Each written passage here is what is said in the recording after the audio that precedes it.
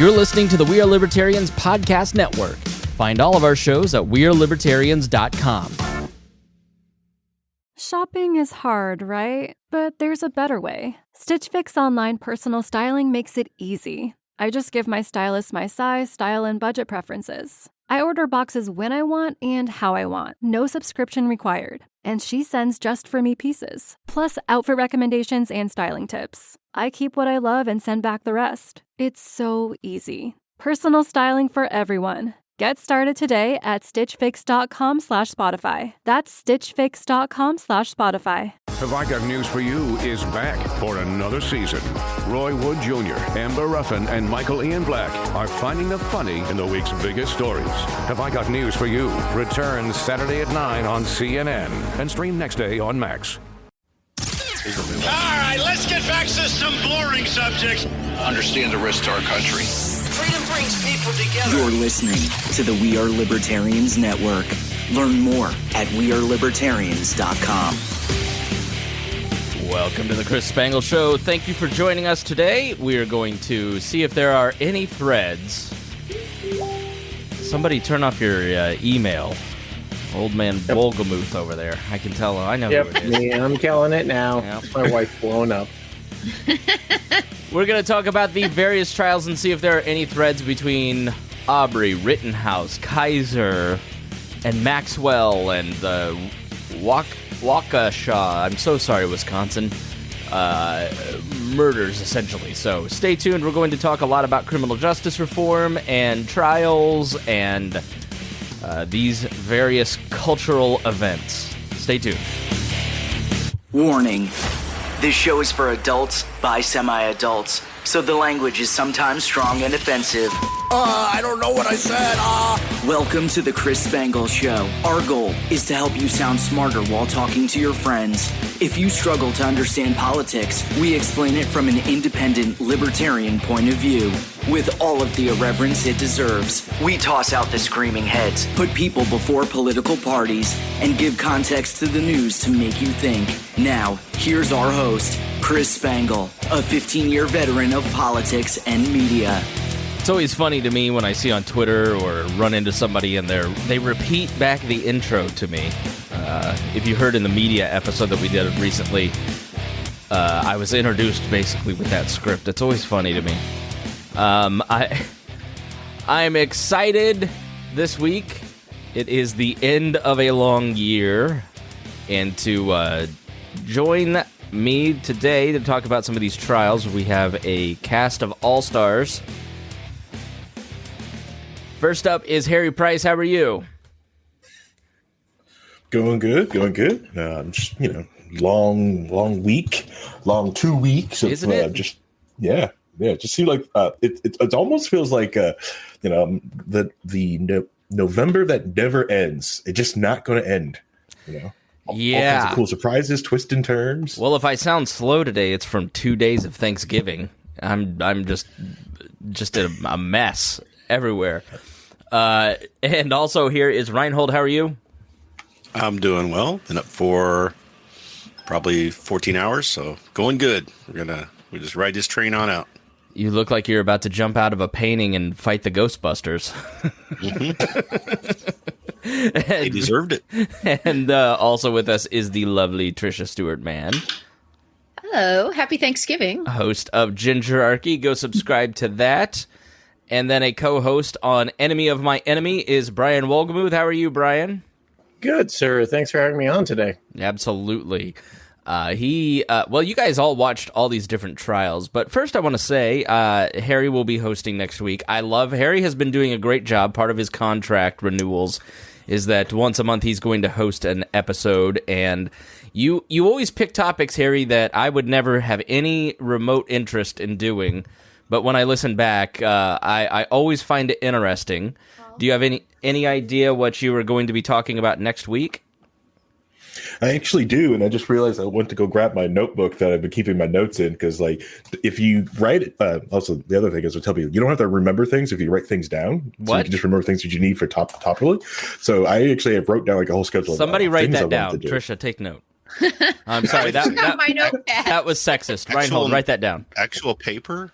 Paper and pen? Yes, physical paper. There's OneNote. I don't understand. This is foreign to me. I use Simple Note.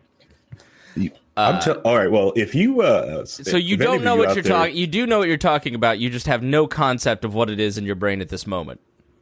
Well, I've got written down an order that I wanted to talk to them on. So right now they're just kind of in my head, but I don't know what order I put them in. I have so many shows in my head that I want to do, and the pipeline from brain to microphone is I don't know. When I got COVID, something happened to my brain and my ability to like think, which I think is showing up on this show if you're listening. But yeah, you should drink more black coffee. That'll help. All right. But because the one episode I've been working on that like is really interesting is the one on smallpox. Okay. Not just because it keeps popping up in the news, and so many of us like millennials and you have a passing like, oh, it's smallpox. Smallpox. It's just the thing that people keep talking about. Well, that is the new conspiracy theory around Bill Gates. Have you heard this? Yes. So for those who don't know, here I copied and pasted this from 4chan just so I could have it. But is that any reason why you're talking about it? No, I just think the reason I wanted to bring it up is just some people keep bringing up smallpox. And it's actually the thing I really like. The genesis of it is the smallpox file being found at the New York laboratory that was found, because it's only supposed to be in two different, like smallpox is only supposed to be stored in two places. All right, in the whole save world it for the show. Hold on. So the theory basically that I was given to Tad Western sent this to me and said, have you heard about this? About a week and a half ago, Bill Gates apparently warned of a smallpox attack. And so there's this whole thing called Dark Winter. That's going to be the next conspiracy theory that you're going to hear your uncle at Christmas talk about. So you may go look that up. I have no idea. I have no idea about it. I'm not going to talk about it other than that. But yeah, so next week Harry will be hosting the show. I will be getting married. So the reason I don't think it's COVID, Brian, that my brain is slower. It's just the stress. Whoever decided to move twice, plus get COVID, plus have too many jobs, plus get married, plus have a honeymoon. I'm stressed out and ready for a relaxing December. The whole marriage thing is a part-time job just to start with, and then moving on top of that's another part-time job. So now you've got two full-time jobs going. I know. We're excited, but we're going down to Panama City with just our immediate families, and the bride added a few to the guest list, but that's okay. And a very small wedding on the beach, and we will be saying I do on the 4th, and we're very excited. And then a week after that, we're going to go to the Dominican Republic. I hope to get out of the DR with my kidneys intact. I don't know about Reagan. I'm not very good at fighting, Tricia, but we'll see. All right, if you want to talk about inflation, you can go to a resort in the Dominican Republic, all inclusive, meals included, for like $120 a night. But if you want to get a hotel room in the outer ring of Nashville, it's like $200, maybe $150 if you want to stay at a Fleabag motel. So I may not come back from the Dominican if the prices are better. Learn how to fight. Just stay down there. You could probably afford a podcast down there. Yes. So in the event of my demise, I've been reminded by Harry to provide the password list to Harry. If I pass away, the We Are Libertarians empire has grown so significantly. We've got the Brian Nichols region. We've got the Boss Hog region. We've got the Harry Discord region. We've got the Tricia Stuart-Mann anarchist plan. We've got the slightly Republican Caleb Franz version. There's so many different kingdoms, and I just ask one thing, Harry, is that when I pass, don't let Jeremiah take over. The Boss Hog cannot inherit the kingdom. He will ruin it like he did the Doughboy and the wind farms in Newcastle, and you cannot let him have it. You've got to fight with everything you have. I know your army is weak, but fight, okay? My army is not weak. We're just, we just don't like to attack, but we have aligned ourselves with Count Nice, and once he starts on the warpath, I'm just gonna, just let him keep going. So should I disregard the contract you sent last week, Harry? Or is that something Chris doesn't? Are you saying there's a coup while I'm out of the country? Just in case. Yeah, it's more of an insurance policy. Am I getting Mike Pence? Is Kamala are you gonna put me down for a colonoscopy? By the way, Kamala Harris was president for 8 hours and did nothing. Another do nothing president. She could have changed the system but did not. All right, let's actually get started today and talk about all the different things that are going on in the news. Harry, this was sort of your suggestion. You wanted to talk about all these different court cases. We've got Ahmaud Aubrey. We've got the Kenosha unrest shooting with Kyle Rittenhouse, Chrystul Kizer, which is what I want to bring up when we talk about Rittenhouse, Ghislaine Maxwell, which was your suggestion, trying to reach out to the Pizza Gators. And then the Waukesha Christmas parade and the bail issue that's gone on there. Where should we start? Why did you want to talk about all these different cases? I wanted to speak of like the different cases. One, because it's popular news. Like people are talking about these cases. It's and then some people don't have time to watch the trial. They don't have time to sit there and like read any of this. A lot of people who are just, these are even close friends of mine. They're just reading the headlines and just want something, a quick bite. Like talk about the Aubrey case and what you heard, or the Rittenhouse case and what you heard at Liberty and Chill. Okay, so like this is a close personal friend. He's completely busy. I will say this. I love him to death, and because we just flat out just asked him. I was like, hey, what's going on with what do you know about this? No debate. We're not trying to debate anything. We just want to know what the heck is going on. And he clearly just said, like, I've just been reading headlines, and I just think it's a shame that he got off for, shooting 3 black kids. And it was just, and I'm paraphrasing his sentence, of course, and it just shocked us all at the table. It was like, okay, all right, we're going to have to calmly help our friend. And, but since we have a friendship, a kinship with each other, and we was able to talk through this, not have this roaring debate and yelling at each other, like, okay, here's this stuff like that. Now, wait, he was yelling at you from a place of ignorance? No, he was not yelling at a place of ignorance. He did have base opinions on a base of ignorance. And once he realized that he was coming from a place of ignorance, because we even debated about, well, what do we call a good source to know about this article? And we're like, cool, how about the court records? What? We could just pull out everything that was supplied as evidence and the transcript from the court case, because we can actually access all that information because it is public record and people have already gone there, pulled it out, and put it on the internet. So, yeah, I mean, today I'm just pulling straight from Wikipedia, which has, pretty balanced information on all these different subjects and gives you a breakdown and gives you sources and links. You really just have to go read the Wikipedia page for this stuff. Obviously the issues with media abound, but do we want to start with the media? And there was very little coverage. I mean, Brian, you kind of followed a lot of this. There seemed to be a tremendous amount of coverage on Rittenhouse. A very small amount of coverage on Aubrey, no coverage of Maxwell, and then the SUV killing, as the Washington Post put it. And none of you have heard of Chrystul Kizer. So why do we pick and choose? I mean, is it our interest in these different things and the fights that we can have about Rittenhouse and the cultural stamps? Like, why are there disparate media coverages of these kind of trials? I mean, you look at the Rittenhouse trial and the whole shooting and everything like that, there's a lot of heated debate behind it, because you can get into gun control, you can get into youth being out late at night, you can get into what states have rights for, and just it all wrapped itself up in a really nice package. It was one of the multi-camera, source video that came out almost immediately after it was done. Wasn't held up in somebody's phone or the DA's office for 6 months.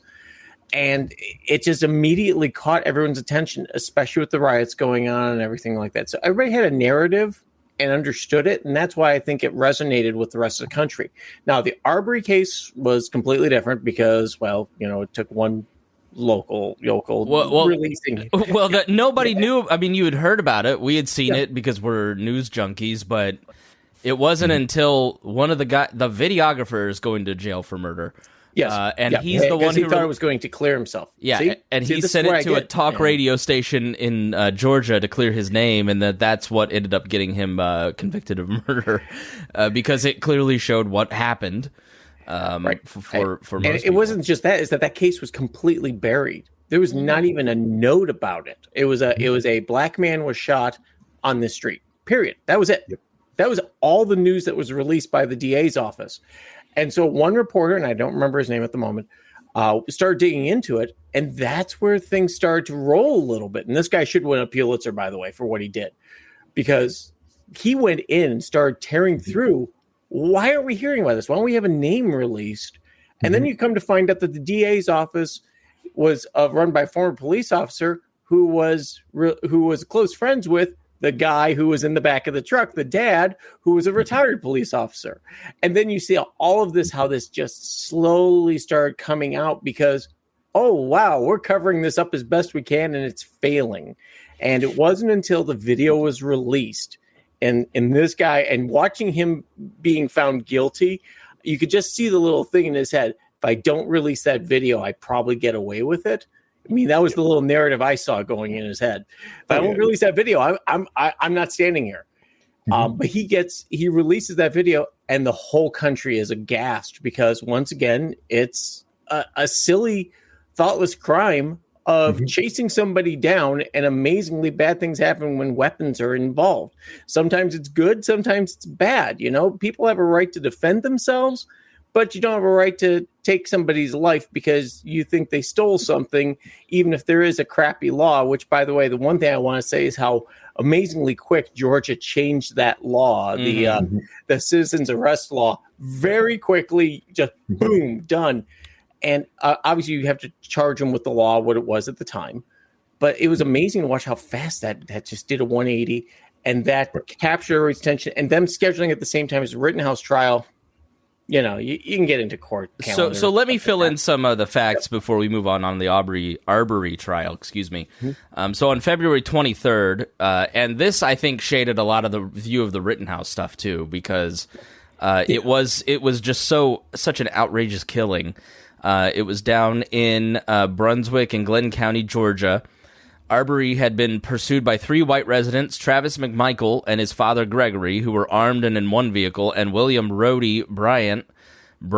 Is it Roddy Brian? Roddy or Roddy? Yeah. Roddy, okay. Who was in another vehicle and recorded the pursuit and shooting on his cell phone. After Travis exited his vehicle and wielded a shotgun, Travis and Aubrey engaged in a physical confrontation, during which Travis shot Aubrey. Police interviewed transcripts detailed that Gregory initiated the chase after seeing Aubrey running past his house, suspecting that Aubrey had committed burglary or theft in Satilla Shores. But no evidence has emerged of Aubrey doing so. And there were a lot of conservatives at the time, for all the people saying, oh, the left-wing media and all the lies about Rittenhouse, there was plenty on the conservative media side smearing Aubrey as a burglar. According to the police testimony, Brian told the police that he saw the chase and joined in independently, but was not sure if Aubrey had done anything wrong. Aubrey had entered an under-construction house with no doors 5 times in 5 months, including once shortly before the shooting. Security camera video from inside the house showed no evidence of theft. The Glenn County Police Department said the Brunswick District Attorney's Office advised them on February 23rd to make no arrests, while the Brunswick District Attorney's Office denied that its top office holders gave such advice. Waycross District Attorney George Barnhill twice advised the GCPD to make no arrests, and once on February 24th before he was assigned to the case on February 27th, and a second time on April 2nd while announcing his intention to recuse himself from the case due to connections between his son and Gregory McMichael. Barnhill requested recusal on April 7th, and sent to the Atlantic District Attorney's Office on April 13th at the behest of Gregory McMichael. A local attorney provided a copy of the video of the shooting to local radio station WGIG, who posted it on their website May 5th. The video went viral, having also been posted to YouTube and Twitter. Within hours, the Atlantic District Attorney Tom Durden said a grand jury would decide whether charges would be brought, and accepted an offer from Georgia Governor Brian Kemp to have the Georgia Bureau of Investigation investigate the case. The Bureau of Investigation arrested the McMichaels on May 7th and Bryan on May 21st, charging them in felony murder and other crimes. Meanwhile, the case was ultimately transferred to the Cobb County District Attorney's Office.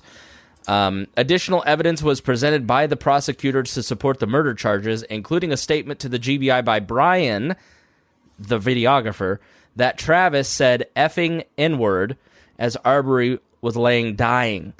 On June 24th, 2020, a grand jury indicted each of the three men on charges of malice murder, felony murder, and other crimes, and the three men later went on trial in November 2021. On the charge of malice murder, they only convicted Travis McMichael. For the other charges, the jury convicted all three men of the felony murder, aggravated assault, false imprisonment, and criminal attempt to commit false imprisonment. All three convicted now face a mandatory life sentence of imprisonment, with the judge yet to decide on the possibility of parole. The FBI got involved. I believe that there have been some charges brought against some of the prosecutors in their just blatant not handling of the case.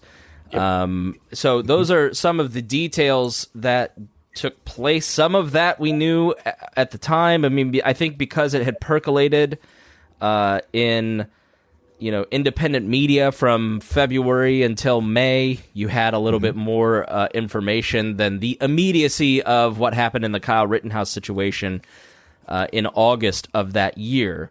And I think that plays a part in that we had a little bit more clear information, Harry.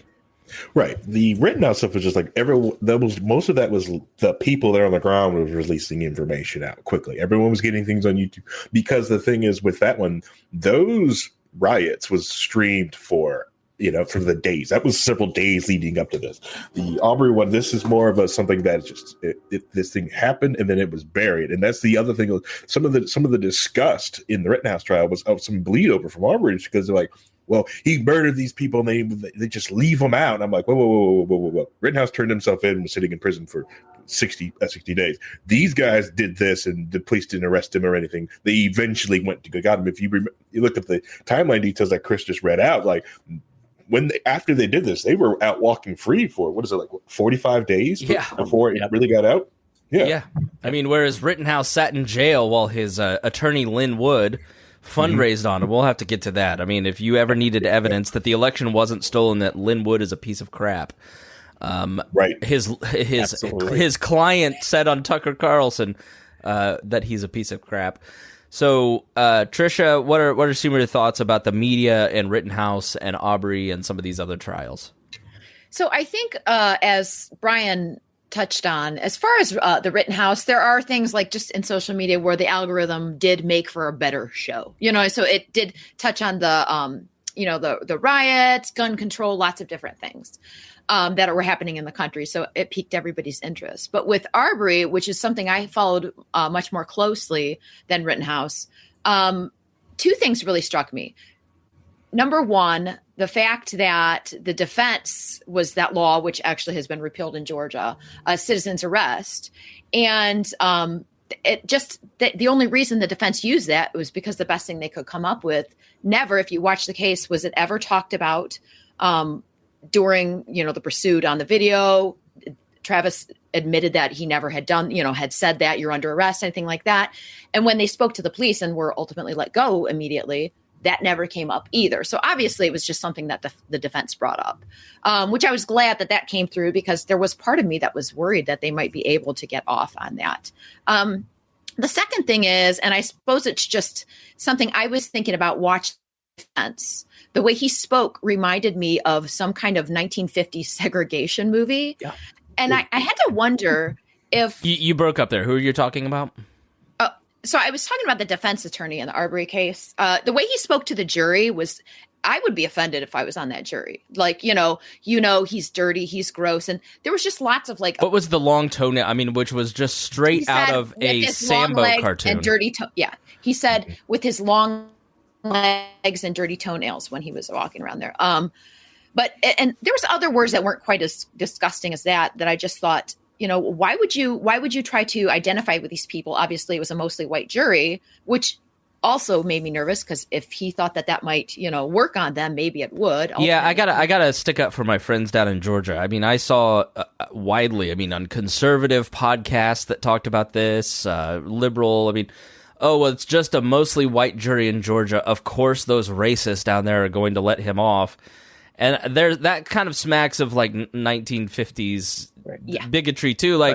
Assuming that all white people in Georgia who are going to let murderers off. I get why people kind of think that, but it's kind of struck me as a bad analysis. There's one more thing though. If I could can you imagine this scenario? If say it was a white guy jogging through maybe an urban, mostly black neighborhood, and a bunch of black guys in a truck had a gun, said, called him a, pejorative or whatever for a white person, a clear person. And do you think Mountain that the Dew, police would have let them go if they would have explained, we think this guy's been, committing crimes in the neighborhood? I do not think that would have happened. Yeah, Harry, go ahead.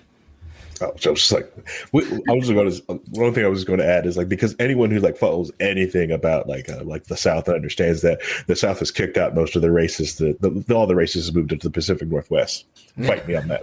Fight me. They're in Idaho. I'll tell you. Yes, Idaho, Washington, and Oregon. The world part of there. Fight me. I'll show you. I got the documents. I got the receipts. Just beware. Anybody walking around Washington that looks like this, be careful. Part of the Bundy militia, right? Yeah. But, the funny thing is this: in the Aubrey trial, they the defense kept on excusing black jurors, and the judge called it out.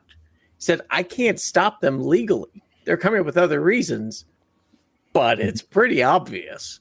So, yeah, it was pretty terrible how this was set up. But they had to have, this was a well-funded case. This was a well-funded defense. This wasn't just two yokels down the street picking it up. So they had to have some sort of evidence that, from the jurors that were picked and stuff like that, that if they went old school 1950s, To Kill a Mockingbird type of thing, that they were going to go ahead and get at least a hung jury. And I think that was probably what they were hoping for, is a hung jury, then they can go back and plead it out. But no, in this case, it was pretty self-evident that justice came through, and relatively quickly, too, with all the charges involved. Yeah, a jury of white women, white women gave, in Atlanta, gave the presidency to Joe Biden. There has to be some acknowledgement that that it is not a blanket racist state, but there is also guys like this defense attorney who, wanted to kick Al Sharpton out of the courtroom because he might bias the jury. It was just, I agree with Tricia. He was blatantly playing some of those stereotypes. Just wanted to take a minute to pause here and thank everybody that supports the show, especially our patrons who are members of WAL Plus, WAL Plus. They're the ones that make the We Are Libertarian Podcast Network possible, and especially our $100 a month members, John Pusilo, Casey Feldposh, Lars Nordskog, Jake Edel, Matthew Durbin, Rhinehold, Christy Avery, and Jason Doolittle. Thank you to all of our patrons.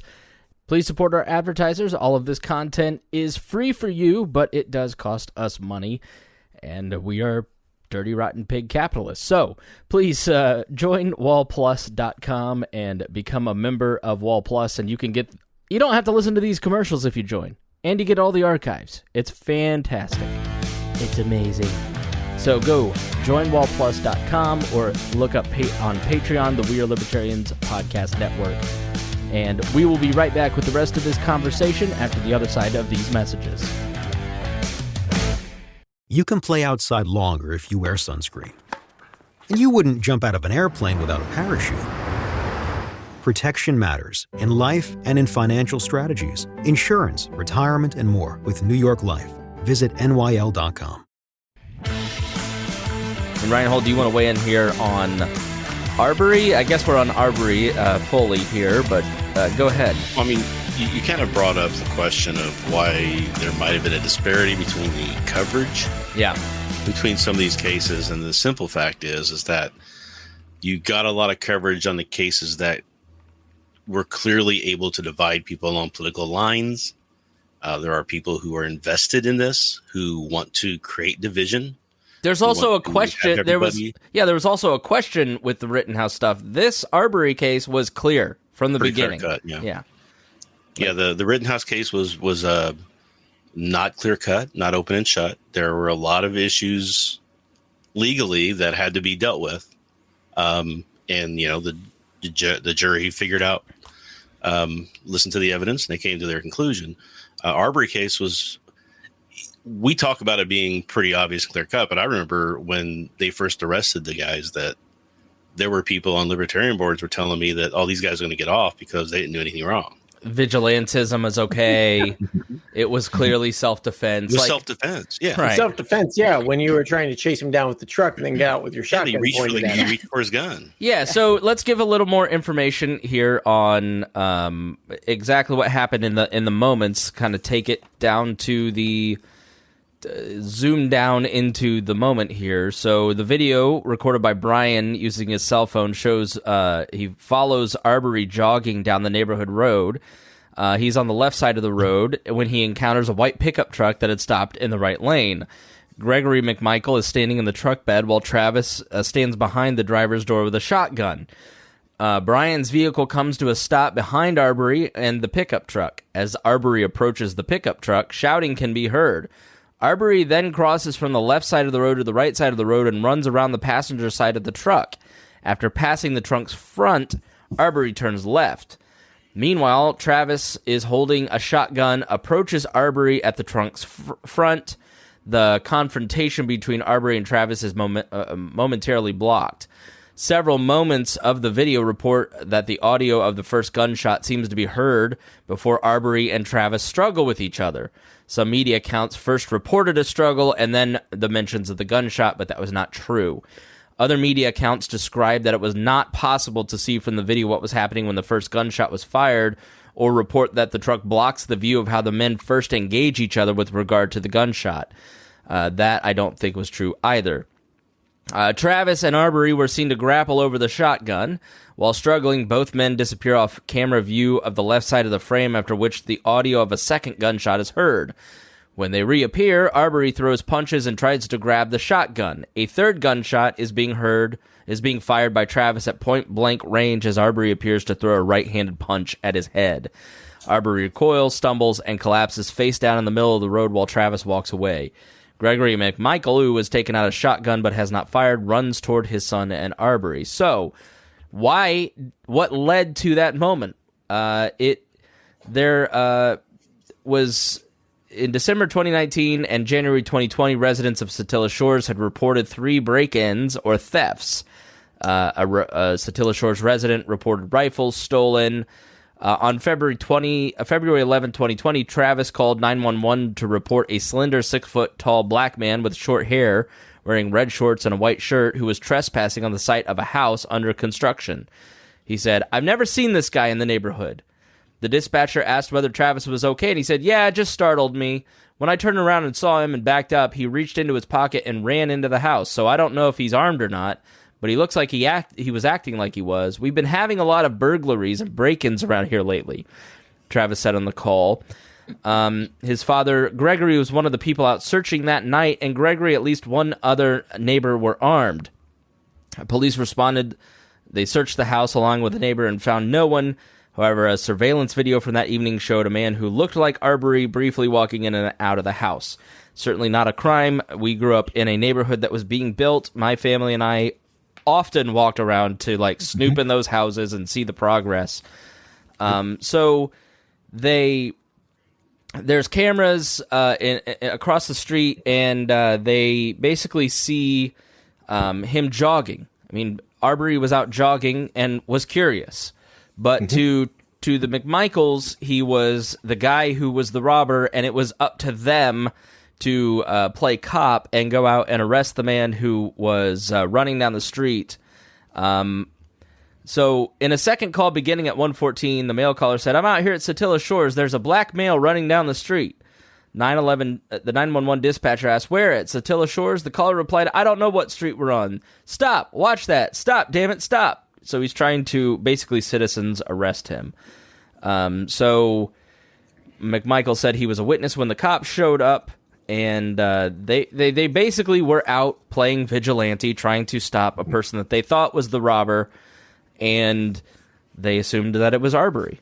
So they put themselves into a situation where they were armed. The person that they thought, I mean, from Aubrey's perspective, he's being chased by two guys in a truck. You're in Georgia. You're black being chased by two white guys that are armed. I defended Georgia, but there's also not a defense for Georgia and their history. And so he's assumed to be guilty by these vigilantes who are trying to citizens arrest him. And he's running from them, and then finally, turns back to try and fight when he knows he's going to be overtaken. And this doesn't strike me as self-defense. So, Harry, we'll start with you. What is self-defense? Because Rittenhouse, the Kizer case, and this case that we will be talking about today, these are self-defense cases. So let's define what self-defense is. All right. First off, Aubrey case is Aubrey was acting in self-defense. Okay, right. All right. He was acting in self-defense. You don't get to create the situation where you have to defend yourself. Like, correct. If your intent is to go and show up with a gun and put it in somebody's face, and then they try to take your gun or shoot you back, you've created the situation. I mean, self-defense. Yeah, self-defense is like you're sitting there, you're minding you're basically not provoking, you're not, being aggressive. You are simply, you have the privilege of be able to claim self-defense. Now, if you're provoking, shoving, pushing, getting into other people's faces, you are causing provocation. You're becoming a provocateur. You're like, you're trying to you're making the situation happen. I used to see the situation a lot when I was doing MMA, and these MMA guys would go around into bars basically provoking. You mean like a guy running around yelling the N-word and shoot me at a guy with an AR-15? Right. Yeah. He doing stuff like that, you can almost, lose the privilege of self-defense. And that's what this whole thing was, not to say just the racist connotation of just being chased down by somebody in trucks. I'm just usually being chased down in the truck. This could be a rival gang. This could be anything, it could have just been as we get ready to talk about the Maxwell, this could have been sex traffickers, human traffickers. I would be booking it too, get the heck out of there. It doesn't matter how well trained you are in Brazilian jiu-jitsu, like our friend Remzo Martinez, Tricia. If you're being chased down by men in a truck, and they're yelling, stop, stop, and they've got shotguns, and they're acting there isn't anybody who's going to fear for their life in that moment. I think it's really strange that it was assumed, and some people, like Dennis said in the beginning, it was assumed that he should stop and give them time. If there's people chasing you, and you're afraid for your life, you don't have to stop. I wouldn't. If a bunch of men were chasing me, I would not stop. Now, I would be armed. And which goes to, I wonder if, Aubrey had been armed, if this whole thing would have been different, which he had every right to be. But it's just a weird idea that you just have to stop for some people with a gun in a truck that are chasing you when you're on foot. It's weird. I mean, the question that I was going to ask that was really insightful and smart to Brian has escaped me. And he's taking a phone call anyways. So, Rhinehold, you're shaking your head through all of this. What do you want to say? No, you just made some comments about another case, and they're kind of not exactly accurate. So we'll take your trash takes here in a moment. Rhinehold is sad that he missed the Rittenhouse discussion last week, and he's hiding his thoughts from the group because we all disagree with him, we think, but he won't say because he doesn't want to be outcast, and we're not going to cast you out for having bad opinions. It's the shirts that you wear that we can't take. Actually, being so abusive. I know. I love pretty this. Basic color. Damn communist. I like your red commie shirt. Christmassy. It is actually very festive with your green screen and your red shirt. Man, use green screen. Yeah. Dennis, what in terms of self-defense, what is how do you view self-defense? When is it appropriate? When can you engage in it? Well, there's a couple things we need to discuss first. Are we talking about the legal definition of self-defense or what we think it should be? Because every state has its own little rules around what self-defense is, when you can use it, when you can use deadly force, when you can't use deadly force. They have a thing. A lot of states have proportionality laws that you have to only respond in proportional. You can't do deadly force if you're not being attacked with deadly force. Right. Like you come up and it looks like you're going to hit me and punch me in the face. I can't blow your face off. Right? Right, Harry? Usually right. No, it depends on which state you're in. And situation. Because if you show up with 5 dudes and punch me in the face, I can start blasting. It's the self-defense is convincing a jury that you have a rational belief that your life is in danger, right? So the question then becomes what causes that, and there's all kinds of other things too. Especially with Wisconsin, there were a lot of little. There were exceptions to exceptions to exceptions to exceptions inside of that law that were on trial. So it wasn't, like I said, as clear cut as a lot of people wanted it to be. And that's based because most people wanted it to be clear cut one way or the other.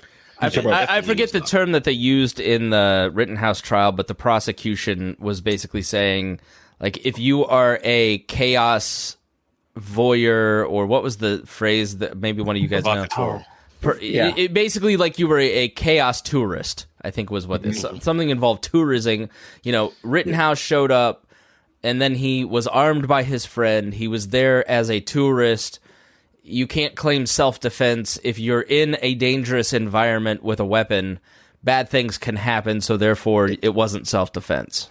No, the thing is that did he create any of those incidents? Did he create the dangers? And when you walk around, when he was there just defending the property, everything was fine. It's when he left the property and started walking around blocks away, and he was pointing his gun at people, which, you know, you're not supposed to do. Now, he said he was doing it as a joke, but I think anybody who knows anything about guns knows that you don't point your gun at people unless you mean to kill them, and it can provoke a response. You joked about the guy who said, you know, the N-word at the guy with the AR-15. The reason why he said that was because the guy with the AR-15 had pointed his gun at a girl, and he stepped in between them and started cussing the guy out, saying, "You want to shoot somebody, shoot me," and then calling him the N-word and all kinds of other stuff because he was mad. Those are things that came out in the trial that a lot of people probably don't know about, but all these things were trying to paint people certain ways. And the real problem was, and I'll say this now, is that the real problem with what happened with Kyle Rittenhouse is that he was enticed there because of the political environment in this country where we want to kill each other. Yeah. And it's getting ridiculous. The fact that he's, there's, Tricia, like, hero worship around someone who killed a commie, and, you know, like, we all see it on our feeds because we're all libertarians. Like, at some point, the political environment did, you know, factor into his decision making. I mean, what do you think about that? Yeah, I definitely agree with Dennis on the point that he put himself into a situation. I believe it was self-defense because I believe at that time he was being chased by somebody who clearly would like to have killed him, and he shot him. And I think he was able to do that. However, he's not a hero. And I was wondering, you know, just not a big fan of, you know, people that worship the police. And he was one of those types, but he still was entitled to self-defense, even if he's a cop lover. But I wonder if the right who used him and lionized him and made him a hero. Basically, we're predators using a child for their own political What if he was an SJW type and happened to be be there, and who knows? And like BLM. Did you see all the nationalistic conservatives losing their mind on Twitter over him saying he likes BLM, which was hilarious. This country is so effed. Yeah, that was funny.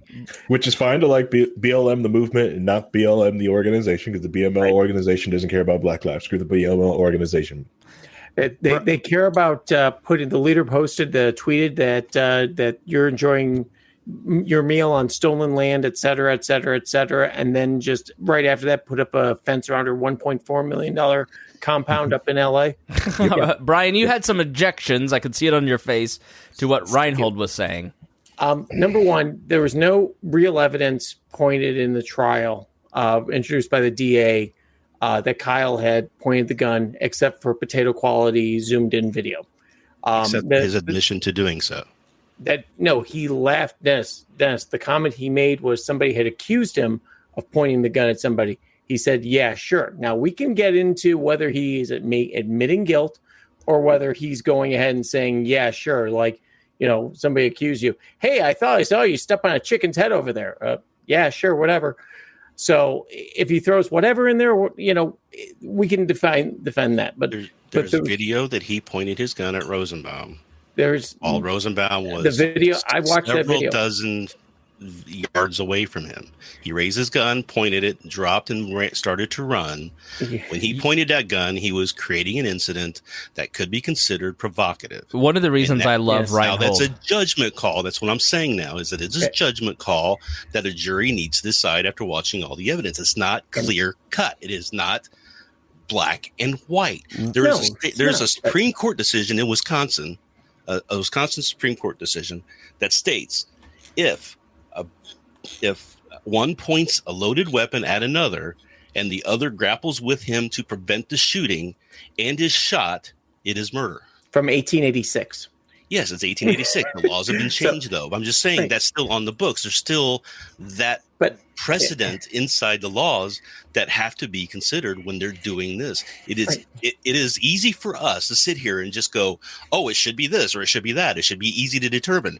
But the people on the jury have to sit and listen to all this and make a decision that's going to affect people's lives. And they have to make the reasonable decision, and the laws are not as clear-cut as a lot of people try to make it to be. It's just not. You can't be with self-defense because you're dealing with taking individual people's lives.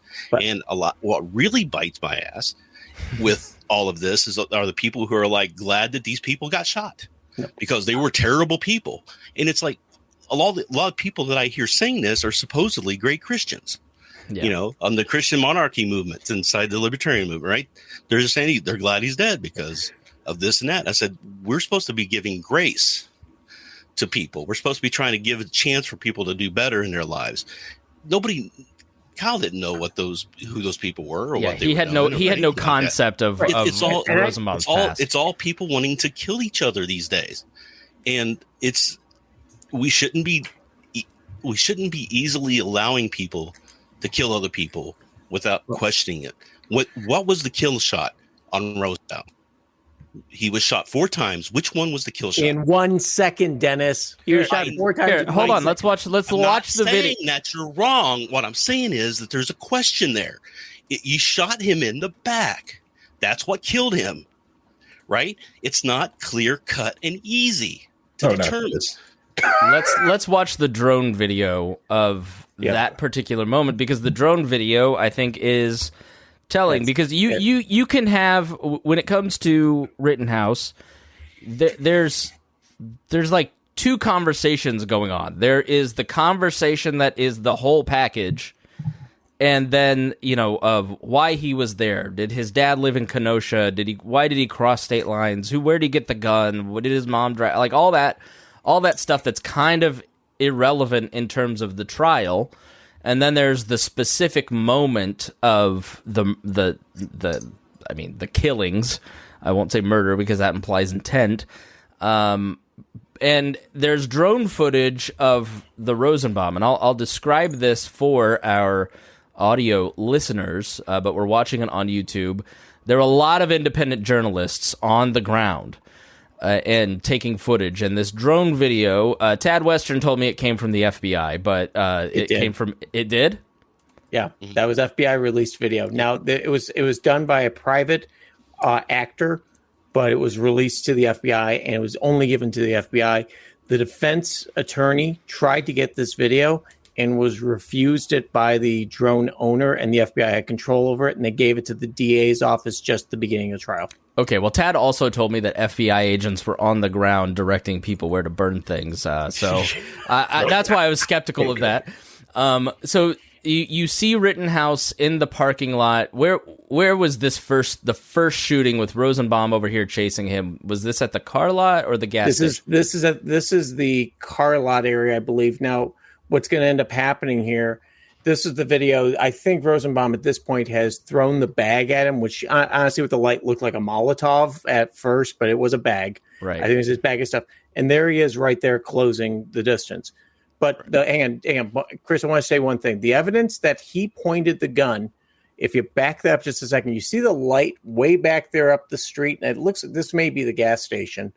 But the point is that they said that it was clear, and here he is pointing it out, that Rittenhouse pointed his weapon at Rosenbaum back further, not when he's right here, because he's already being chased. And you can see him pointing there because he was already being chased. He said that he pointed way back in the back. Back, you can see where he's pointing. That's where he said that he pointed at him, and that's what started the chase. Okay. Right. And Rosenbaum was supposed to know that he wasn't being pointed at. But the thing is that Dennis, that there's no other evidence in trial, and you're talking about maybe 10, 12 pixels. And if anything, that the defense attorney said that he's right-handed. The way that the Kyle apparently would have had to point the gun at Rosenbaum was if he was left-handed. Now, he could have. Everybody knows how to shoot, knows how to shoot either way. But he points the gun here, but he's being chased by Rosenbaum at this point. Rittenhouse is being chased by Rosenbaum at this point, and he's not stopping. So, the Wisconsin law is pretty clear that you have to, that even if you commit a crime, if you go ahead and break into somebody's house and you've threatened them and committed a felony, if you're running away, they don't have the right to shoot you in the back. And if they come at you, you do have a right to defend yourself. That's in Wisconsin law, and that was the code that was looked at the time. And there's other things in that Wisconsin law that is not being brought up. That if you're the provocateur, and if they can prove that you're a provocateur, you have to then, because normally you don't have to give way, right? You have a duty to flee, which is what he's doing. I think running through a parking lot with a crazy guy chasing him, and he stops and turns instead of continuing on. He's a bag is thrown at him. I just replayed it a bunch of times. A bag is thrown. He turns around. He then continues, and then when he is almost overtaken by a guy was he saying he was going to grab the gun or had reached for the gun? He turns around, points his gun. The reason Rosenbaum shot in the back is because of the firing of the 4 shots turn him around. The kill shot was in the back because it's like the Kennedy assassination, with your body at turns. At that point during that 4th shot, when he was shot in the back, he was not a threat. Okay, are you talking about 1 second? What are you talking about? I understand, Brian. I'm not saying that he was wrong to do so. I'm just saying what kind of logic? Well, you just shoot three shots. He's neutralized, and then he did that later, so he had the capability when he blew up the guy's bicep. Exactly. Also, Kyle not looking at the health gauge of that Why boss. didn't he stop and help for medical treatment for the guy? Well, he stopped. He called the guy. Said, "I just shot." Because somebody. He had other people chasing him. He runs down the street. There had been this all started with a gunshot in the air. Let's fill in some details for those who may not be. He's also under no obligation to render health aid. It's great that he does, but he could have cracked a cold one on that cold going dead body. No. All right, so Kyle. It's Miller time. No. August 25th, Kyle Rittenhouse, a 17-year-old from Antioch, Illinois, fatally shot 2 men and wounded another in Kenosha, Wisconsin, during the protest riots and civil unrest that followed the shooting of a black man named Jacob Blake by a white police officer. Is it true or not, Brian, that his dad lived in Kenosha, and that is part of why he felt the compelled to defend Kenosha? His dad lived in Kenosha. I believe a good chunk of his family lived in Kenosha. His mom lived in Antioch, and this is one of those things, again, where if you live near a state line and there's a bigger town kind of close by, you kind of go to a bigger town. So he was no longer working at the YMCA in Antioch because they were closed for COVID. So he was doing some work up in Kenosha with his family. So it's one of those things that you can make oh my goodness, he crossed a state line. But if you live in a border town, that's like going to the store across the street. Big deal. Or sometimes the taxes are better. it doesn't matter they cross the state line. Libertarians should love the fact that I can cross state lines. Yeah, you have to follow local law, but he had every right to be there, just as everybody else did. So Rittenhouse was armed with the semi-automatic AR-15 that he took from his friend Dominic Black. Both Rittenhouse and Black joined a group of armed men who said they were in Kenosha to protect businesses. Rittenhouse said that he was there to protect a car dealership from being vandalized and to provide medical aid. The car dealership said they did not invite them on the stand. There is a significant amount of witnesses that say that that is not true. After an earlier confrontation with Kenosha resident Joseph Rosenbaum, who was unarmed, Rittenhouse was followed by Rosenbaum and journalist Richard McGinnis. Racine resident Joshua Zeminski fired a shot into the air nearby. Then Rittenhouse turned towards Rosenbaum. McGinnis later stated that Rosenbaum had lunged at Rittenhouse and tried to take his rifle, after which Rittenhouse shot Rosenbaum 4 times at close range, killing him. Rittenhouse then ran down the street while being pursued by a crowd of at least a dozen people. After a man hit him in the head, Rittenhouse tripped and fell to the ground. He was kicked by another man. Rittenhouse fired twice from the ground and missed. Silver Lake resident Anthony Huber then struck him in the shoulder with a skateboard and attempted to take his rifle. Rittenhouse shot Huber once in the chest, killing him. West Allis resident Gage Grosenkreutz then approached Rittenhouse and pointed a handgun at him, at which time Rittenhouse wounded Grosenkreutz by shooting him once in the right arm. Rittenhouse was charged with 2 counts of homicide, 1 count of attempted homicide, 2 counts of reckless endangerment, 1 count of unlawful possession of a firearm, and 1 count of curfew violation. Rittenhouse's trial took place from November 1st to the 19th, 2021. Judge Bruce Schroeder dismissed the unlawful possession of a charge and curfew violation charge during the trial, and a unanimous jury found Rittenhouse not guilty of the remaining charges. An interesting note is that an Economist YouGov poll conducted during the trial found that 2/3 of Republicans thought that Rittenhouse should be acquitted, while 3/4 of Democrats thought he should have been convicted. And you can read, if you want even more depth and details on both of these cases, again, the Wikipedia articles are very deep and full of lots of links and information. The one thing I do ask this question, and let's talk self-defense, let's talk provocation, everything else. Gage had his gun in his hand. He went and reached for it. If he takes 2 steps back, unloads into Kyle, killing Kyle on the ground, okay? If he does that, is he justified in doing so? I think you could make an argument that Huber and these guys who were trying to disarm Rittenhouse after shooting somebody, you could make an argument that they viewed it as self-defense. Could you not? Yeah, at that point, both sides have a right to self-defense. Nope. Well, we'll get on that. There's one other thing I want to point out. There's another person that's standing behind Gage when he gets his bicep shot, and he's got his hands up. Now, if Kyle's on Madman Patrol, this guy is about 15 feet away from Kyle. He's got his hands up, and basically Kyle doesn't shoot him. So, I mean, you show him when Gage had his hands up, Kyle had his gun pointed at him. It's when he looked around, reached for his gun, and started to point it towards Kyle that Kyle shot him. At that point, does Kyle still have self-defense involved? As I said, both sides of that incident had self-defense rights. But how does Gage have it if he wasn't attacked? Because there's a guy with a gun trying to shoot people. He had just shot somebody. He's trying to disarm him. That sounds awful vigilante to me, but maybe that's just me. But I guess when libertarians talk about the good guy with the gun, we're all just lying and saying bullshit then, aren't we? No, we're not, because, okay, so... An active shooter just killed somebody. Right. He's going to try and neutralize the threat. He was a threat at that point. What Dennis is saying, if it was the first shot, it would be different, but this would have been after there was already a shooting. Yeah, I think if Gage had been standing next to Rosenbaum when he was shot and saw that, you'd be 100% correct, Dennis. You would be. But this is 2 minutes later down the road chasing the guy. And so at that point, he's disengaged from the initial melee. He's still a threat. Everybody knows he had just killed somebody. He could be going and trying to kill other people. You don't know what's going on. He's still got his gun raised, but not pointed at anybody at that point, but he's still got it in his hands.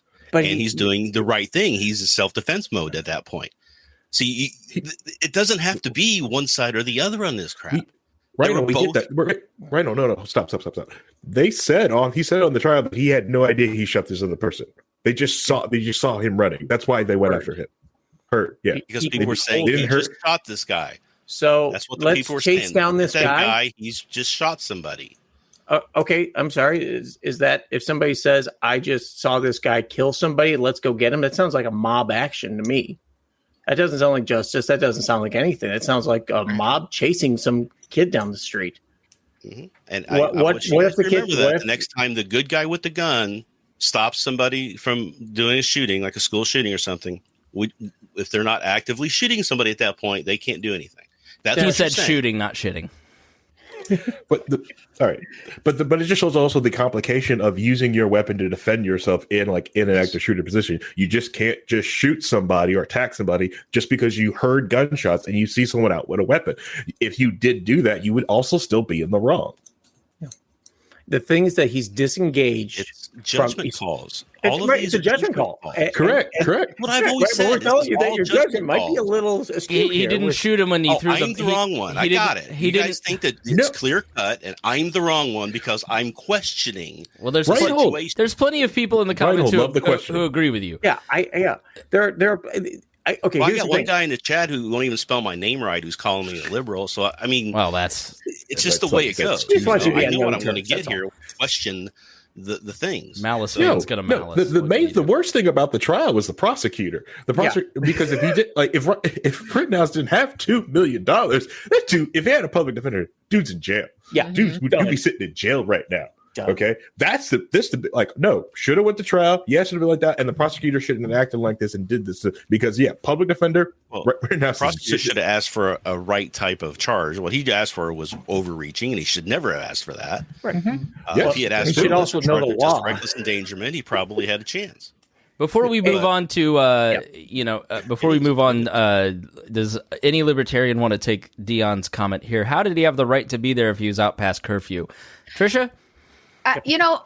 Personally, I believe that curfew laws are victimless law.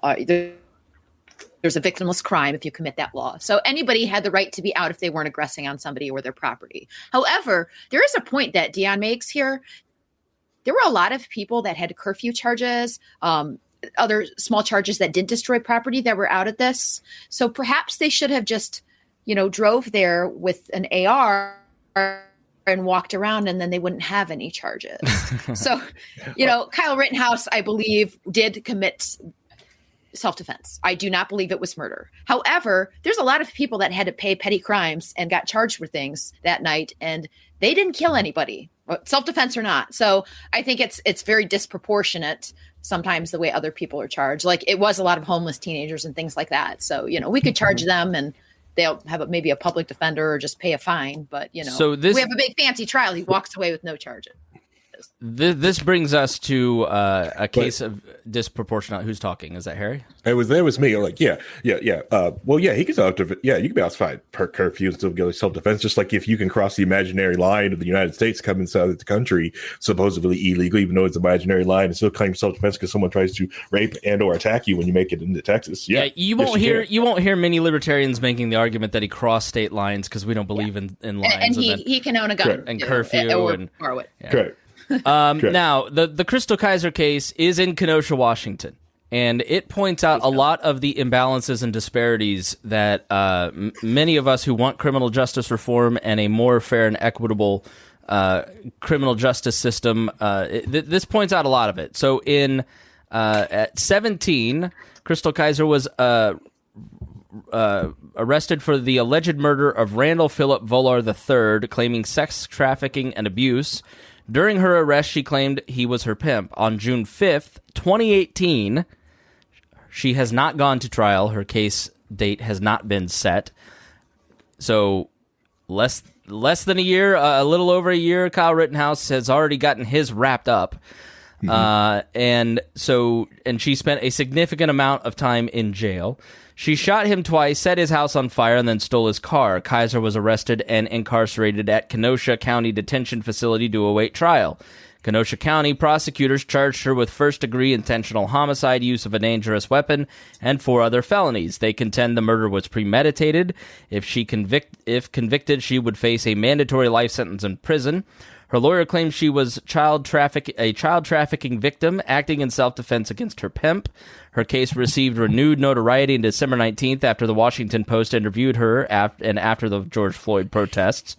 Community activists posted her $400,000 bond, and she was released in June 2020. You compare that to the bond that was set in the Waukesha County case, where the man who just drove an SUV into a crowd of 5 people had a bond set at $1,000.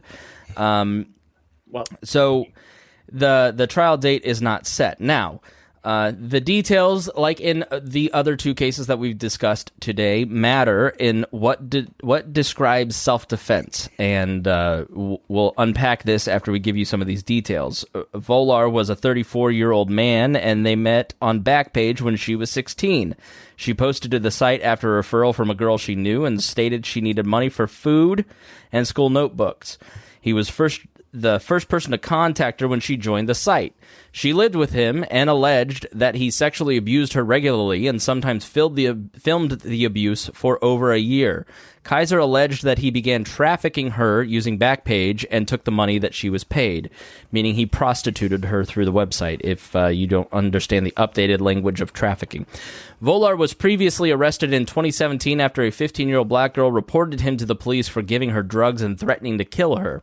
He was charged with child enticement using a computer to facilitate a child sex crime and a second-degree sexual assault of a child. Volar was released the same day, and he had to pay no bail and was told he would receive a court summons. The Post reported that court records demonstrated that the police had evidence that Volar was abusing multiple underage black girls, and there was video evidence of the abuse.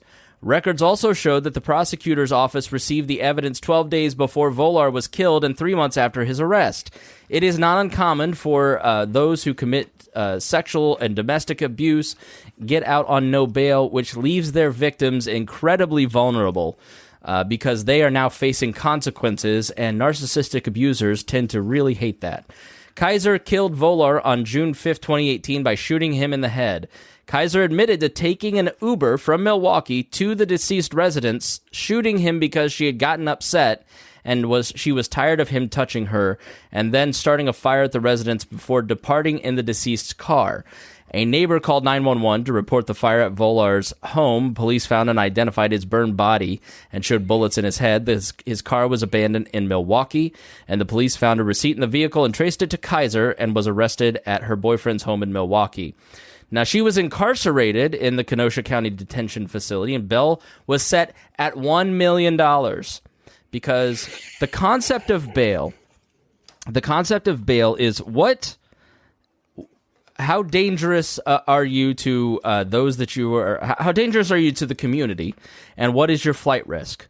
Chrystul Kizer does not sound like as much of a flight risk as her abuser or danger to her community, and so that's the bail conversation, because bail reform is something that, as we are seeing in the Kizer case here, $1 million for Chrystul Kizer sounds obscene. And bail reform is at the heart of the Waukesha Christmas parade attack, because it's a city that has tried bail reform, and he got out so much easier because of the bail reform. So how do you evaluate that risk? Where do you set that bail? That's a conversation that plays into both of these things that we could talk about now or in a future episode, but something to keep in mind. Now, the lead prosecutor stated that the murder was premeditated. The prosecution agreed that Volar was an abuser, but further stated that Kizer planned to steal his car, as indicated by being armed with the gun, and that she downloaded a police scanner app the day of the shooting. In her first press interview, Kizer disputed the initial police statement to the Post and said she killed Volar in self-defense because he had her pinned down and was attempting to sexually assault her. Her lawyers plan to argue an affirmative defense, a Wisconsin state law that allows one to be acquitted of all charges if a crime was committed by someone being sex trafficked. There are no known cases where the affirmative defense has been used, in an offense involving a violent crime just in defensive maneuvers. The judge ruled that Chrystul did not have access to the affirmative defense law for trafficking victims. So obviously there are two, like these other two cases, there's the environment surrounding the facts surrounding the entirety of the case, and then there is the moment of self-defense. Reactions to that story. Harry, what are your thoughts on it? My knee-jerk first reaction to this story was, good for her. Right. It's sort of like when you hear that Rosenbaum is a serial child molester, and you're just like, he couldn't have known that, but I'm not going to feel sorry for him. Well, I don't know.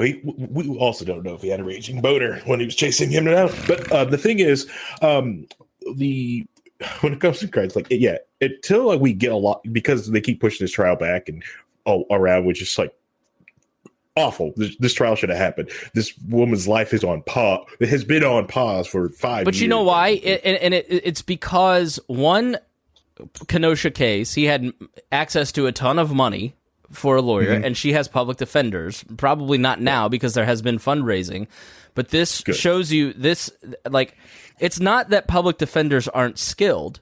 They deal with cases more than anyone else, but they don't have time. You're going to get 10 to 20 hours with the public defender, where imagine how many hours the lawyer representing Rosenhouse or Rittenhouse or whatever, how many hours he was able to spend on that case. You don't have the same level of hours spent trying to parse things out, making motions, trying to follow up with things. You're lucky if you're going to get a call back in 2 weeks. Versus a guy who's basically in your living room living with you, trying to get you off. And that's where there's been a huge movement across the country to fund more public defenders. I am all for that. One of the legitimate functions of government is this particular function and making sure that justice is met. And it's an issue of inequality when we have wildly underfunded the public defender system across the country. In most counties, you take a county like Brown County, a small rural county, they don't have public defenders. They give a low income stipend to local lawyers to act as public defenders, and you get the same result. And it's a real problem. You're never going to really hear me advocating for an increase in government spending, but this is going to be the rare exception, Harry. Yeah. Well, it's a whole argument when somebody was like, universal healthcare, cool. How does universal lawyering? How is that working out for everybody? Right. Can we fix that first? Let's fix this first. But yeah, this woman's life has been on pause for about 5 years. Well, you want to know what was? But you know what was before the public defender system? They would draft lawyers and say it was their civic duty to represent these people, and they would not get paid. And so lawyers claimed basically that it was takings, that the state can't force you to work all these hours for free. And so that's how the public defender system was set up. And there was a Supreme Court case that said you can't just steal hours from lawyers. And claim. Can you imagine Abdul talking about that? Yeah. It's like, oh man, the heck was I? Lawyers have been stealing me for 2 years, so I'm happy to steal from them. But I get it; you should be paid for your skill. But you go ahead. Harry. Completely paid for your skill. Almost forgot where I was. Yeah. So all right. So this woman's life has been on pause for 5 years. Like the third time starting this argument. There's a lot to be discovered on this whole case and to be put out, because there's some that are out there, but the one thing I really want to know about this case is the events leading up to the event, because the whole she downloaded the police scanner, she did all the premeditated. What if she was planning on just stealing the damn car to get some money to get away from this person, or just to scare him to get away from this person? Because most traffickers, right? When she was out, they're probably just going to come out and discover neighbor probably had communications, and they're probably going to try to start this back up again. And she's just, just like anyone else, it's basically going back into slavery. And then she fought to get out of it. So that's what Now, could I be wrong when things come out? We're like, oh, no, the completed thing. She went there. She instigated it all. Yeah, that could have came. That probably will come out. I don't know. But if it comes out that, this was, he basically threatened her family, or got her to go back out and, basically convincing her to get back on the sex plantation so he can live his life of cushy luxury. Nah, good for her. Give her the medal. Tricia? Sorry. Unmute. Excuse me. There we go. Yeah, I kind of had the same initial reaction Harry did. And I'm actually bail reform is something kind of close to me. I've worked on it here with the Cuyahoga Coalition for Jail and Bail Reform because there's a lot of major issues with it. I know that we were touching on that because obviously she was given a ridiculous amount of money. She's a young person and nobody should ever be held over for trial that long. That's ridiculous, also unconstitutional. But a lot of times people with that get drug charges or victimless crimes, they can't afford the bail. And in 2019 in Cuyahoga County Jail, there were 8 men awaiting that couldn't meet bail with nonviolent drug charges that died in there. That's how bad that place is. They weren't given their insulin, things like that. So there's a real problem with the bail system. And I'm a big proponent of bail reform, especially for nonviolent crimes. Another issue in this is that she was in jail for so long that so many people plead out and admit to crimes that they did not commit because they cannot get the representation that they need. And they spend so much time in jail that they just say, all right, I want out, so I'm going to plead down and admit to this crime so I can get out of jail instead of waiting for my trial because they can't get a speedy trial.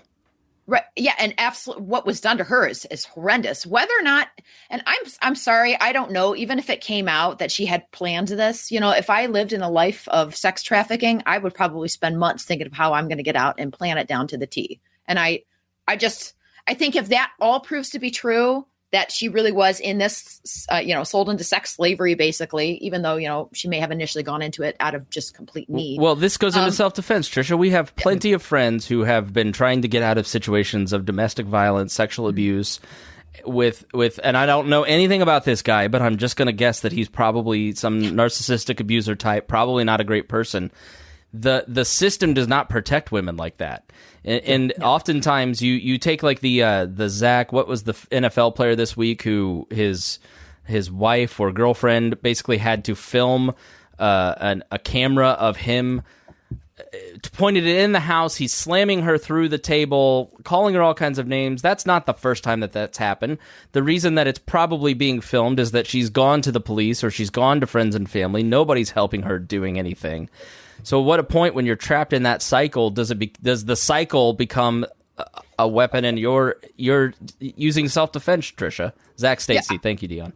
I do believe that is self-defense. If you have to plan to kill somebody because otherwise they're going to eventually kill you or they won't let you go, they're holding you hostage, basically. I think that's self-defense. Now, I don't know what the law is going to say about it in that case, but I know you spoke about something about sex trafficking, how they passed a new law about that in Wisconsin. It's under coercion, and that is the act specifically calls out a victim of a violation of sex trafficking laws and things like that has an affirmative defense for any offense committed as a direct result of the violation of those sex trafficking laws without regard to whether anyone was prosecuted or convicted of that violation. So if she's got proof, now, Dennis, this is going to be one of those fuzzy ones. I'm probably going to agree with you. Someone's going to have to sit down and interpret this of whether she can say that, heat of the moment, I think all of us are probably like, yeah, this is a clear, open and shut case. If he's standing in the room and she's got a gun and she knows what's coming, boom. She drove up there. I still kind of agree with you, Trish. She had no way of getting out of this. It's fantasy land to think, well, she could have just taken an Uber to Chicago, then hopped on a plane to California. Just call the police. Yeah. All right. So they'll let him know. I'm going to play the role of the listener who has posted the meme of Rittenhouse being a hero. And I saw plenty of conservatives when I posted about this in the comment thread saying, this wasn't self-defense, lock her up forever. And meanwhile, they're like super pro Rittenhouse. So all these conservatives who, the second that it's a poor black woman, they just weirdly have a different opinion. So strange. I don't know how that. I know. Yeah. The reality is, I mean, okay, if this is self-defense and she's trying to get out of this abusive cycle, what's to stop? Let's say Reagan and I have a really rough period, and I'm being a real jerk, and she just claims it's self-defense and kills me, and then Harry accidentally lets Jeremiah take over the Wall Empire. Like, what if we have determined self-defense in the Arbery and the Rittenhouse case so far in this episode to be a split-second moment of decision where Rosenbaum is less than 4 feet from you and you have to turn and fire, that's self-defense. Driving across town and saying, oh, gee, this is self-defense. I mean, now it's her word against the deceased that she was being sexually assaulted. In that case, all bets are out. Right, like your person's being violated by an abuser, blow his head off. I mean, burn down his house. That's cool. But let's say that's not the truth. What do we do with that? Yeah. If the sex trafficking thing like turns out to be like a false claim, there's like, or it just gets completely thrown out, and this turns into just a premeditated murder. This is like a crime of passion. They just had a relationship like that. Okay. I'll give you, it's premeditated murder. But let's say she was being sex trafficked, which is proven. But I'm saying in the moment she premeditates that she's going to drive across town, kill him, and burn his house down and steal his car, like the prosecution is saying. Is that self-defense? Even though she's gone through some horrible things? Is he probably actively going to get her back into sex trafficking and continue the cycle of abuse? Honestly, I don't know. It could be my damaged past, but yeah, kind of same self-defense to me. And it's in the law. I mean, that's the thing is this Wisconsin law calls it out specifically as an affirmative defense. So, I mean, if that law doesn't exist and there's no affirmative defense, yeah, she's kind of screwed, unfortunately. Part of the problem, and the reason why there's an affirmative defense for that is because in the sex trafficking situations, usually there's a lot of psychological manipulation that's being done on the person. They are not being able to act rationally. Yeah. Mm-hmm. Right. And they are desperate to train. And usually the reality is they go to the police and are told that they don't not believed. They try to file a report. Was it 6% of rape cases are even looked at or investigated in any way? Mm-hmm. And those are just the ones that are people go to report. Most women don't even report them anymore because of that. So she's probably in someone in that situation who's been psychologically traumatized, who is scared to walk out her door, can't say no to the person. I mean that was the case with pimps and prostitutes. That's probably where that came from, that law.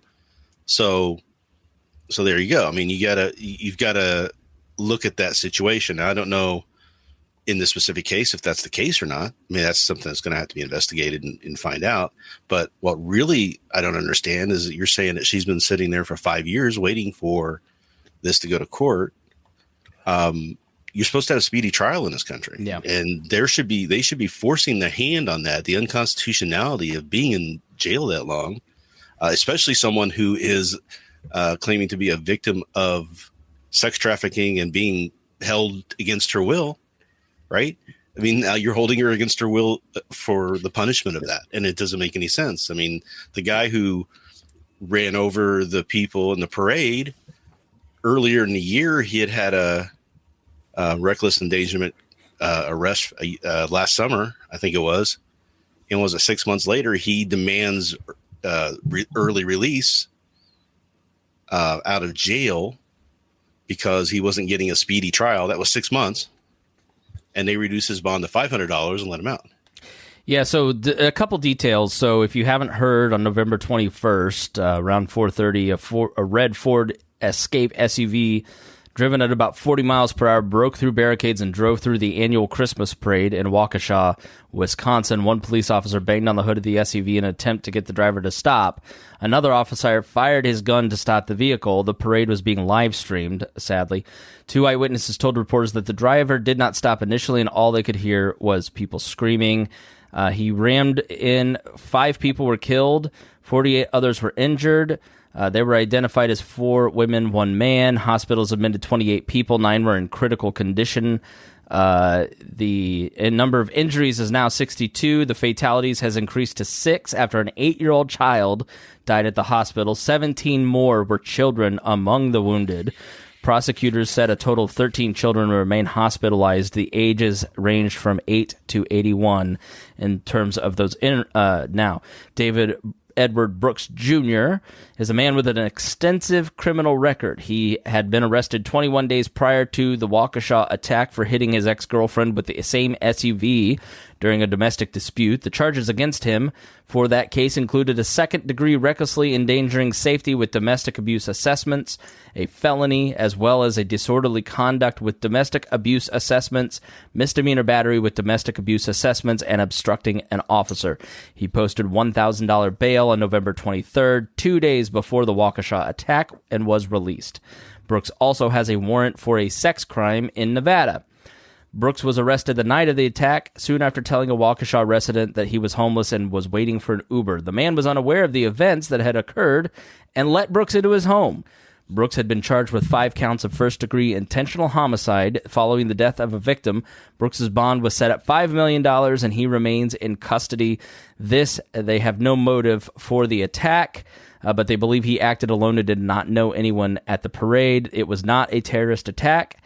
They're investigating whether Brooks had been fleeing from a nearby domestic disturbance when encountering the parade, and it was accidental that he committed these murders.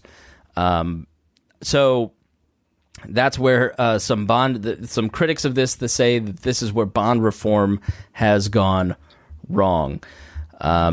Dion made a comment here, so it's not about the law, it's about the financial situation. I know Dion Curry, my co-host from the Pat Down, well enough to know that he is a democratic socialist, on which we argue about many things, and believes that the entire financial system of the country needs to be reformed to help people who are disadvantaged have more equality in terms of finances compared to the wealthy. A noble goal, but how do we assess that? Like, these are some of the people that we have talked about, specifically Chrystul Kizer, are poor people. And why are they poor? Why is this girl why is she turning to sex trafficking? If you eliminate some of those ills, wouldn't you get more justice if we have... And now my first initial reaction is you start decriminalizing and reducing the drug war, if not canceling it altogether. Let's start there, because then you alleviate an incredible amount of pressure on the criminal justice system. And as Harry points out, you can't test a rape kit, but drugs less than 24 hours return back results. Bad results in most of the cases. And bad results, and lock those people up. I guarantee Daryl Edwards, if you go back, Daryl Edward Brooks Jr., if you go back in his past, it starts with a continuing spiral of criminality, and it probably starts with a drug charge. And this is my main criticism of Joe Biden. You had Trump prime the well for criminal justice reform. A lot of Republicans, at least in the majority of the public, would support criminal justice reform. You could have been a transformative president in reversing the stuff that you put in place, and instead you're only going to enrich road construction crews in your presidency. Rhinehold, what do you say to that? Well, I think it's kind of Pollyanna to think that the Republicans who are primed for Republican politicians if they were going to support it with Democrat president, it was never. Ryan Lindsay made the same retort back to me. Republicans, politicians are a lagging indicator. They support what the majority of their people support, what the public supports. You have the public that wants to see action on a lot of these things, right? And therefore, how does the politicians will follow? That's bull, because there's things that have there's 60-70% of this country is pro legalization of marijuana. We still have states where it's illegal. Yeah.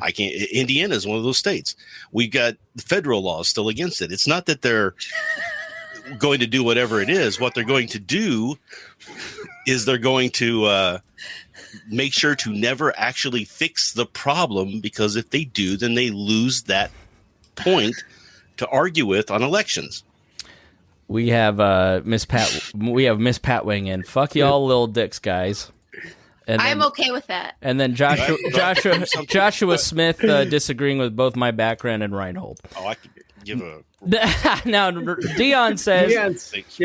Dion says it's only a problem if you're poor, is my point. The law is supposed to be for everyone, but the justice system is for the wealthy, and we completely, unequivocally all agree on that. Because the law is not applied equally either. Right. You could say, but it's not. If I'm wealthy and my son goes to jail, gets arrested with, I don't know, some coke in his pocket or whatever, he's probably going to be home with a great lawyer tomorrow. If some guy...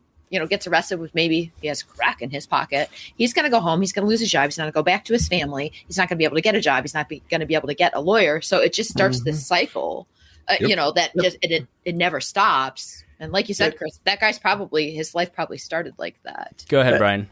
I was going to say the one great thing that's happening though, Trish, like you said about not being able to get a job and things like that. The great thing is the great resignation that's happening right now is breaking down those barriers for those people that have drug felonies and things like that. So all of a sudden now people are so desperate, they're willing to go ahead and put that aside. But Dion's 100% correct. And also I'm going to say Rhinehold's correct on this. The laws in a lot of cases are so ridiculously large and conflicting that you've got to have a good attorney, or at least someone with some coherent thought, to be able to try to format a defense against this mass amount of laws that's out there. So you kind of have to sit there and go through this.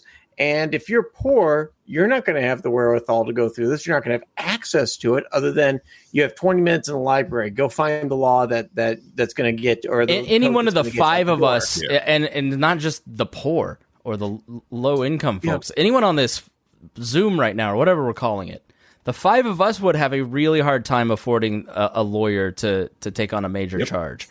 I mean, the damn Bidenomics. So let's talk about Ghislaine Maxwell. We've only got about 5 minutes before I have to go record the pat down here. But Harry wanted to talk about Ghislaine Maxwell, and I keep seeing people talk about, you see all about Rittenhouse and you see nothing about Ghislaine Maxwell. Harry, is this not your attempt to reach out to the Pizzagate crowd? Why should we be talking about Ghislaine Maxwell? Why is this meaningful? First off, you forget about the hidden basement at the. No. I'm not trying to reach out to Pizzagate people. If they're still on Pizzagate, they're out there. They're out there. Pizzagator people too. They're out there buying crappy, they're out there buying crappy moisturizer, trying to keep their red hair. All right. So, anyways.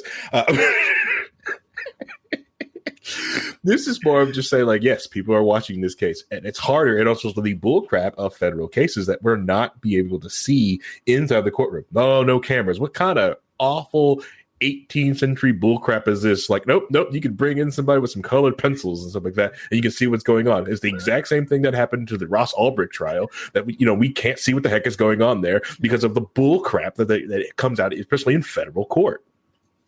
But people are watching. People are going to watch this case, and I think they keep hampering on. If you watch these cases, watch this case too. It's very important because crap is happening.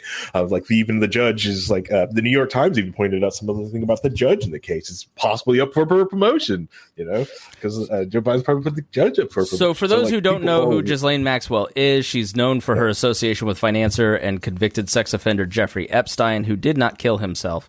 She worked for her father, Robert Maxwell, a wealthy British newspaperman. In 1991, she moved to the United States, became a close associate of Epstein. She founded a nonprofit group for the protection of oceans, the Terra Mar Project, in 2012. The organization folded in 2019. She is charged by the U.S. federal government with crimes of enticement of minors and sex trafficking of underage girls.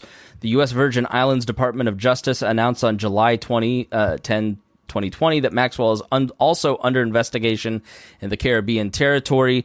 She has extensive ties because of her wealth to people like Bill Clinton, Alan Dershowitz, Prince Andrew, and many other wealthy and powerful people. She is believed to be the keeper of many of Epstein's secrets, and the roots of which go deep into basically trafficking young women to wealthy and powerful people. And Harry, would you say, and anybody feel free to agree or disagree, that the reason it's not being televised is to protect those powerful people, the financial interests, and the wealthy? Go ahead, Rhinehold. It's a federal law that they can't televise it. Right. Correct. It's a shitty federal law. It's a shitty federal It should be law. gotten rid of. It's unconstitutional, in my opinion. I think every trial should be televised, but yep. You know, it is what it is. I don't think it's special in this case that they're blocking it because of the situation. It's a federal law. Yeah, it's not like some special thing. There are things that are going around that case because there's also like some of them with the civil suit of some people, some of the big names that are also like lodged at this thing that are bringing her out on charges, like the Warner Media Group, Disney, all. I mean, like most major companies that the conspiracy theory that they have peddled, like in sex trafficking or having kids, is possibly named or possibly as co-conspirators in some of these civil suits that are going around this case. So it is an interesting thing to go around. Like, and I mentioned, because if you look into Ghislaine Maxwell's past, it's like you find out even like the death of her father, like did her father really kill himself? Yeah. When all that pension money was like 91, he was found floating in the sea near the Canary Islands, and the lady Ghislaine. Soon afterwards, Ghislaine flew to Tenerife, where the yacht was berthed to attend to his business paperwork.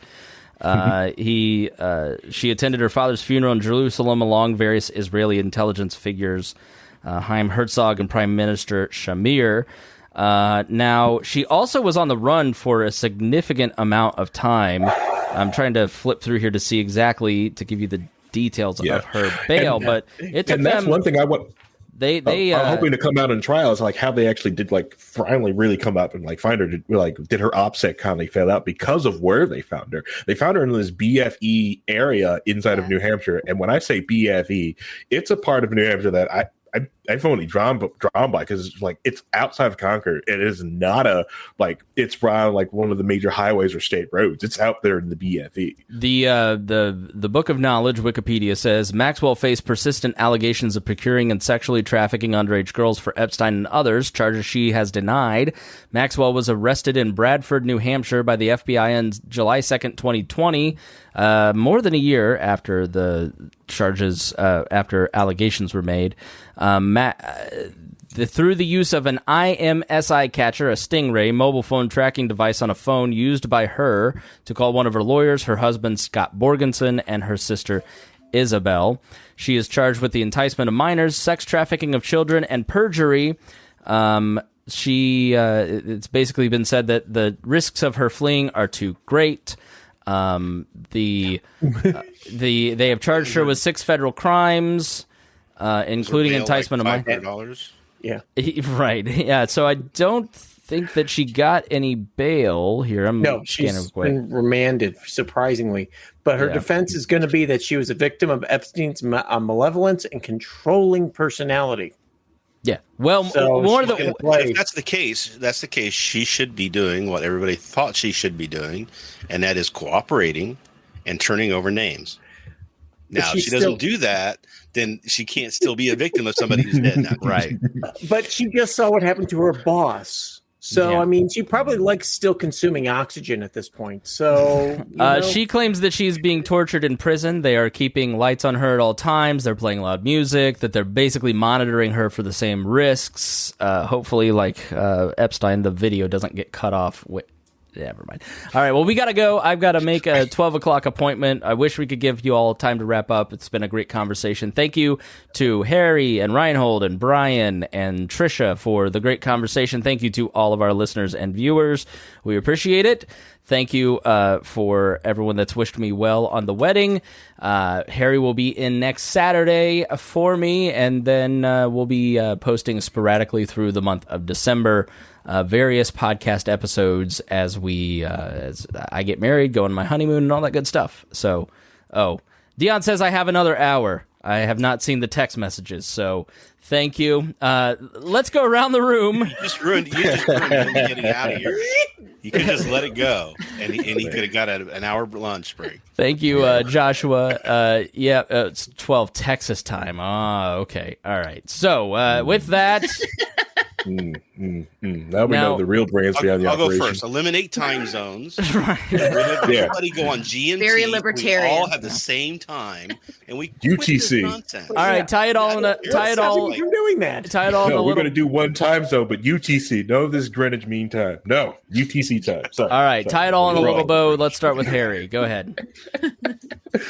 All right, so I will say this: nobody no one is under any obligation to follow any of these trials. You are under none. There is not life, liberty, and the watching every case that happens. None. If you don't want to follow any of this, you don't want to do this, you want to turn your sports on and go have sports, go ahead, do that. Just don't peddle fake news and just read the articles and just keep going. Don't do that. Okay. If you're not going to follow, don't give your opinion. Just say, hey, I don't follow the case. What if the news is peddling fake news?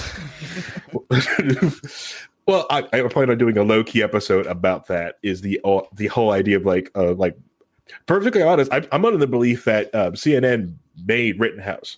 Them gaslighting everybody about Blake it brought the riots around him and created Rittenhouse. A lot of these things. So I'm sorry, the media gaslights people and things happen. And it's all right. I was going to bring I've got a whole show that I've got notes about talking about this. You just little watch. Save it for the air. Yeah, save it. Yeah, that's probably like when you work on things, you just got to like have it there ready on the go. But it's like I said, it's just don't if you. Be a word and just take in opinion. Like if it's the idea of if you're not following it, you don't have any hard details. Don't dig your heels in the ground. If someone goes like, "Hey, I heard this. All right, where'd you hear this from? Okay, let me listen to it." Be open minded. If you're not following it, digging your heels in just because you've heard from, Joe Blow that this thing is going to happen. I'm like, well, come on, you're not following it. And if you check in too, like the mom driving him to the rally thing persisted until roughly the last week of the trial. Like, but I saw people repeating that. It's like I repeated it at certain points. Like, and then you'd like watch the trial, get the facts. Like, don't have a strong opinion unless you check in after a trial and kind of figure out what's going on and be willing to change your strong opinion. Yeah.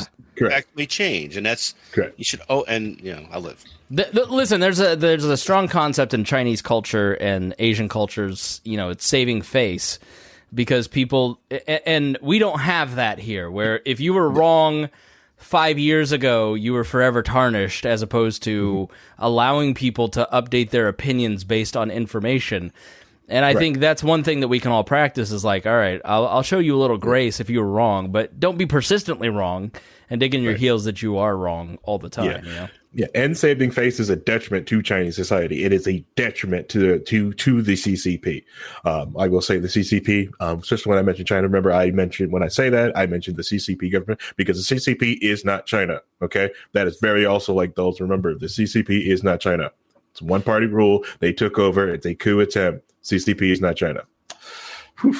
Yeah, but the whole saving face thing is like. By the way, I see Wolf Warrior diplomacy everywhere since you talked about it here a few months ago. God. Yeah, like I said, didn't coin the term, but like, it's you see it once you see it and recognize that someone puts it up to your face, you see it, and you can even. And the other thing that's going to come up too is like the whole because of the whole U.S.'s diplomatic stance. I'm going to stop me here in a bit. Is the U.S.'s stance with China doing this whole kind of reciprocity? All right, if that's you're not enough. going to give us X, we're not going to get X from you, which I feel is a completely dangerous road to go on. I understand the benefits from it, but I feel it's very dangerous. But that's me. All right, Tricia Stewart, final thoughts. Yes, mine aren't going to be about the Communist Party in China. Number one, this is the most important thing of this whole episode. I think it's Ghislaine Maxwell. Anyways, fuck her. No, along the same lines, you can barely get my patrons' names right, let alone I know this. Some prostitution lady or whatever. I think you called Rittenhouse him Rosenhaus. Yeah. Listen, since I had COVID in September, like I said at the top, my brain has not been the same. I'm fumbling everywhere. So yeah, I'm kind of interested to see what happens, at least what information we get from that trial.